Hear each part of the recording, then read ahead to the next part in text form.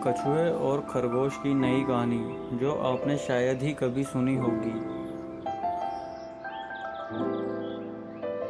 आपने कछुए और खरगोश की कहानी ज़रूर सुनी होगी। Just to remind you, short में ये बता देता हूँ।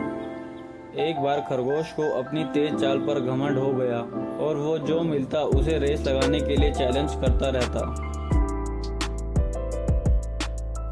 कछुए ने उसकी चुनौती स्वीकार कर ली। रेस हुई, खरगोश तेजी से भागा और काफ़ी आगे जाने पर पीछे मुड़कर देखा, कछुआ कहीं आता नजर नहीं आया। उसने मन ही मन सोचा, कछुए को तो यहाँ तक आने में बहुत समय लगेगा, चलो थोड़ी देर आराम कर लेते हैं। और वह एक पेड़ के नीचे लेट गया। लेटे लेटे कब उसकी आँख लग गई पता ही नहीं चला। उधर कछुआ धीरे धीरे मगर लगातार चलता रहा। बहुत देर बाद जब खरगोश की आँख खुली तो कछुआ फिनिशिंग लाइन तक पहुँचने वाला था। खरगोश तेजी से भागा, लेकिन तब तक बहुत देर हो चुकी थी और कछुआ रेस जीत चुका था। Moral of the story, slow and steady wins the race. धीमा और लगातार चलने वाले रेस जीतते हैं, यह कहानी तो हम सब जानते हैं। अब आगे की कहानी देखते हैं।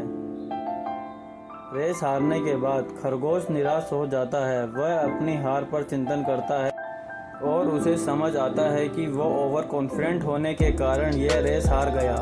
उसे अपनी मंजिल तक पहुंचकर ही रुकना चाहिए था। अगले दिन वो फिर से कछुए को दौड़ की चुनौती देता है। कछुआ पहली रेस जीतकर आत्मविश्वास से भरा होता है और तुरंत मान जाता है। रेस होती है, इस बार खरगोश बिना रुके अंत तक दौड़ता जाता है और कछुए को एक बहुत बड़े अंतर से हरा देता है। Moral of the story, fast and consistent will always beat the slow and steady. तेज और लगातार चलने वाले धीमे और लगातार चलने वाले से हमेशा जीत जाता है। यानी स्लो एंड स्टडी होना अच्छा है, लेकिन फास्ट एंड कंसिस्टेंट होना और भी अच्छा है।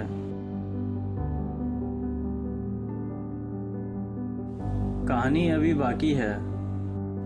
इस बार कछुआ कुछ सोच विचार करता है और उसे यह बात समझ आती है कि जिस तरह से अभी रेस हो रही है वो कभी इसे जीत नहीं सकता।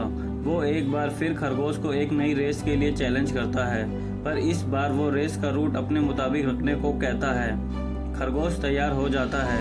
रेस शुरू होती है। खरगोश तेजी से तय स्थान की ओर भागता है, पर उसे रास्ते में एक तेज धार नदी बह रही होती है।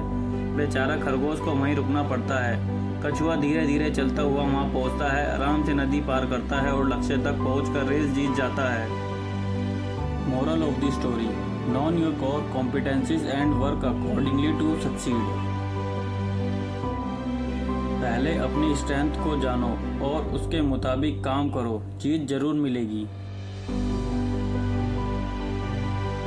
कहानी अभी और भी बाकी है। इतनी रेस करने के बाद अब कछुए और खरगोश अच्छे दोस्त बन गए थे और एक दूसरे की ताकत और कमजोरी समझने लगे थे। दोनों ने मिलकर विचार किया कि अगर हम एक दूसरे के साथ दें तो कोई भी रेस आसानी से जीत सकते हैं।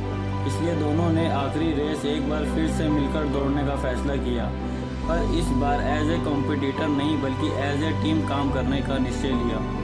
दोनों स्टार्टिंग लाइन पे खड़े हो गए, गेट सेट गो, और तुरंत ही खरगोश ने कछुए को ऊपर बिठा लिया और तेजी से दौड़ने लगा।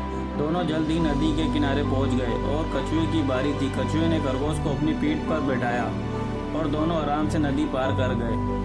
अब एक बार फिर खरगोश कछुए को उठा फिनिशिंग लाइन की ओर दौड़ा पड़ा और दोनों ने साथ मिलकर रिकॉर्ड टाइम में रेस पूरी कर ली। दोनों बहुत ही खुश और संतुष्ट थे। आज से पहले कोई रेस जीतकर उन्हें इतनी खुशी नहीं मिली थी। Moral of the story, team work is always better than individual performance.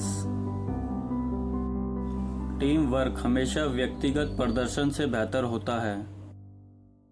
Individually चाहे आप जितने बड़े परफॉर्मर हो, लेकिन अकेले दम पर हर मैच नहीं जिता सकते। अगर लगातार जीतना है तो आपको टीम में काम करना सीखना होगा। आपको अपनी काबिलियत के अलावा दूसरों की ताकत को भी समझना होगा और जब जैसी सिचुएशन हो उसके हिसाब से टीम की स्ट्रेंथ को यूज़ करना होगा।